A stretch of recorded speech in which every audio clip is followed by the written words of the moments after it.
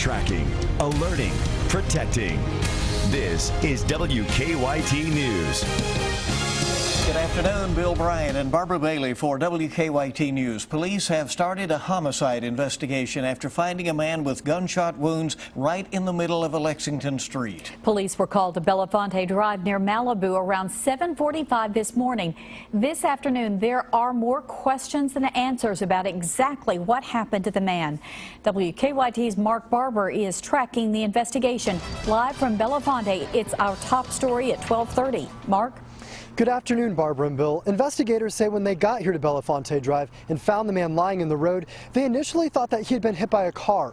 However, they say after they took a closer look, they realized that the man was unresponsive because he had been shot. Now, the man was rushed to UK Hospital with life-threatening injuries, but the deputy coroner says he died at 7:48 before he made it into surgery. While the coroner's office is not releasing his identity yet, they are saying that the man's death is being investigated as a homicide. The deputy coroner says investigators are now working to figure out if the man was shot on Belafonte Drive or if he was shot elsewhere and then his body was dumped here. We're told officers are also investigating the possibility that a car ran over the man before he was found by police. Investigators say there are still a lot of questions they are working to answer.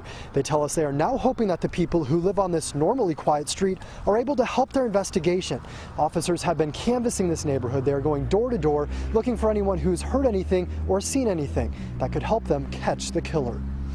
Live in Lexington, Mark Barber, WKYT. Mark, thank you. And according to the deputy coroner, the man's autopsy will take place later today or tomorrow. They're hoping to learn how many times he was shot and where he was hit. Family, friends, and fellow police officers have packed a church this afternoon to say a final goodbye to an officer who was killed in the line of duty. Nicholasville police officer Burke Rhodes died in a car crash last week. His funeral will begin in about 30 minutes, or is underway now, that is, at Southland Christian Church in Jessamine County, and he is to be buried later this afternoon at Camp Nelson National Cemetery. A procession will take Officer Rhodes' body through downtown Nicholasville to the cemetery. That will be impacting traffic in Lexington here shortly. Lexington police plan to close Nicholasville Road near Manowar during the procession. They say outbound traffic from Nicholasville Road will be diverted either west toward Harrodsburg Road or east toward Tates Creek. That's expected to be from about 1:30 until around 2:15 this afternoon. A man accused of stealing thousands of dollars in bourbon will be in court in about 30 minutes. The Franklin County Sheriff's Office says Gilbert Kurtzinger had 5 barrels of bourbon from Wild Turkey stashed in his backyard. Kurtzinger was an employee at Buffalo Trace. Police say they are looking for a second suspect who also works at Wild Turkey. Well, after a very warm start to the work week, cooler temperatures have arrived. And the cool down will continue over the next few days or so, and there's also a chance for rain here and there. Let's go to WKYT meteorologist Micah Harris with an early check of the forecast. Micah. Well, we're looking outside on First Alert Defender Live Radar, and I'm just not seeing anything. Clouds are starting to appear. Is that front slowly but surely making its way through? There are your current temperatures, and you can see it's 60 degrees in Frankfort, but you go north about 30 miles, and we're sitting there in the low to mid 50s. That's the way it's going to go. We're at 52 there in Covington, 63 down south, upper 50s, lower 60s through the next few hours, and then it starts to cool things off. You can see the front. The front is right through here, and once it passes by, then that cooler air filters on in. It's a nice breeze outside. It actually feels quite nice. Lexington around the 64 corridor, anywhere around there. We've had beautiful sunny skies for about 2 to 3 hours.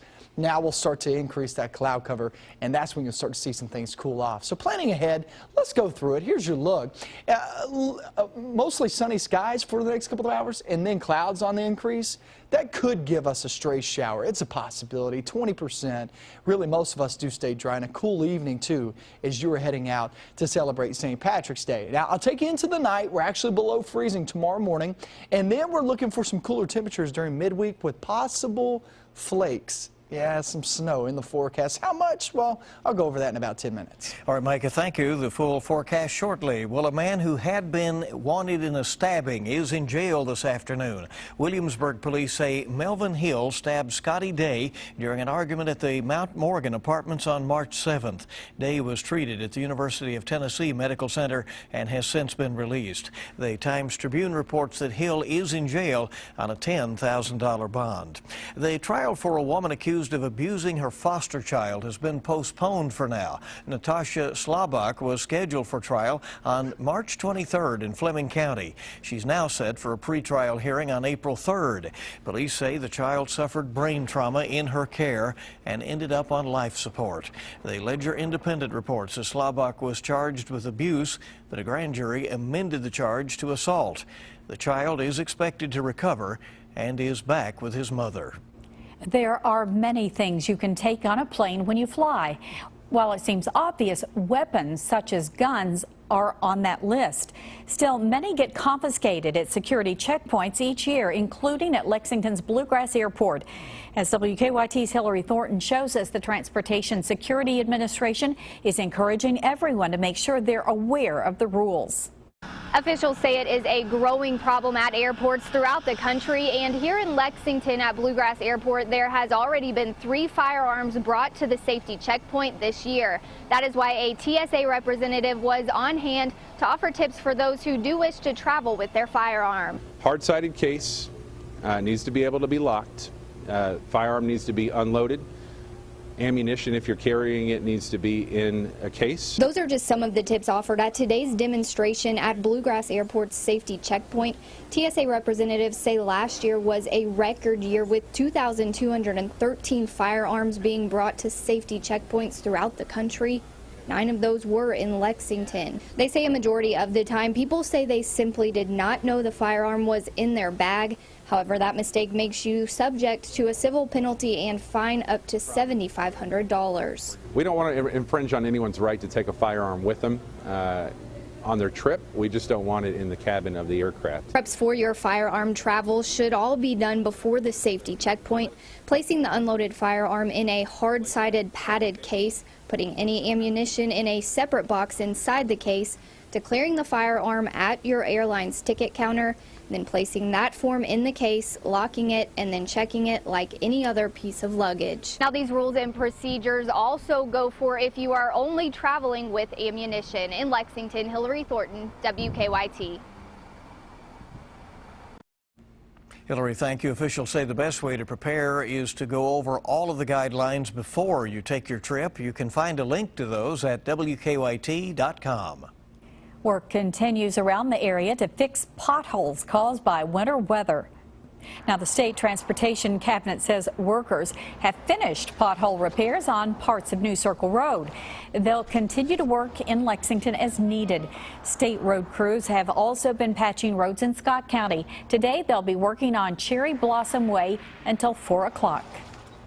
There's been a lot of damage out there. A lot of potholes out there. Well, the possible impact of exercise on tumors. Plus, a new warning today for older Americans who drink diet soda. Ebony Williams has the details in this Better Living report.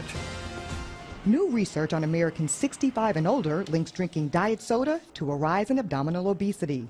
Doctors in Texas say the increase in waist circumference of diet soda drinkers is triple that of non-drinkers. They warn excess belly fat can cause a greater risk of metabolic and cardiovascular problems.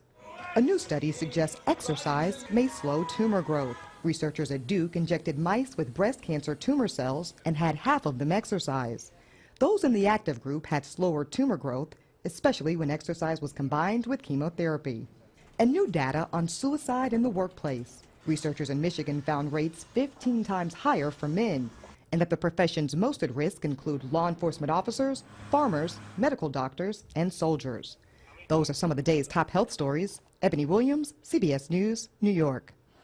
It's good to have you along St. Patrick's Day on WKYT, and we have a lot more coming up for you. A popular downtown bar and grill turns the big 3-0 today, and we'll talk with the owner of Cheapside. Also, Beauty and the Beast is center stage at the Lexington Opera House. We'll have a preview.